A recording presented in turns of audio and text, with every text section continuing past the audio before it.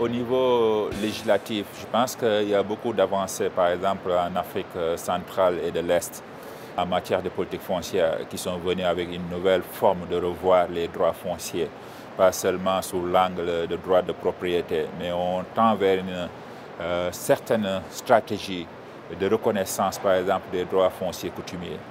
En Ouganda, par exemple, la politique foncière qui a été mise en place en 1998 et qui est en train d'être mise en œuvre reconnaît maintenant la gestion coutumière comme étant une forme de gestion officielle de l'État. Tanzanie, même chose pour l'Afrique. Si vous allez aussi au Kenya, même chose. On a aussi la loi sur les droits des communautés foncières. Mais aussi d'un point de vue technologique, je pense qu'il y a eu beaucoup d'outils qui ont été mis en place. De notre côté, comme le Global Land Pool Network, on a mis en place des systèmes d'enrichissement à moindre coût. Mais aussi, on a d'autres acteurs au niveau technologique qui ont émergé entre-temps. Donc, si vous voyez bien, il y a plusieurs choses qui doivent venir ensemble pour converger maintenant vers une dynamique de changement, mais aussi de transformation de la gouvernance foncière au profit du développement et de la stabilité. Un élément, c'est la démographie. Effectivement, la croissance démographique incontrôlée dans plusieurs pays actuellement vient avec une certaine demande et une nécessité d'allocation de terres, mais aussi d'accès à l'espace.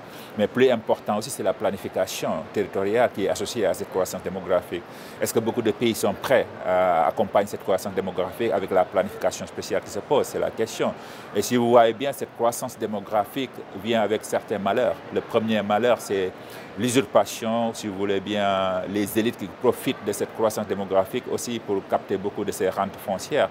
Le deuxième défi aussi, c'est l'accroissement de la population a des impacts sur le foncier rural.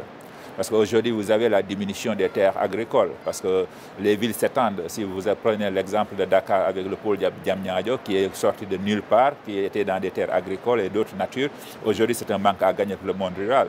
Donc, je pense que d'un point de vue stratégique, la réflexion qui émerge de cette croissance démographique, de cette expansion urbaine, c'est comment trouver un équilibre d'un point de vue activité, mais aussi d'un point de vue répartition spatiale de ces populations.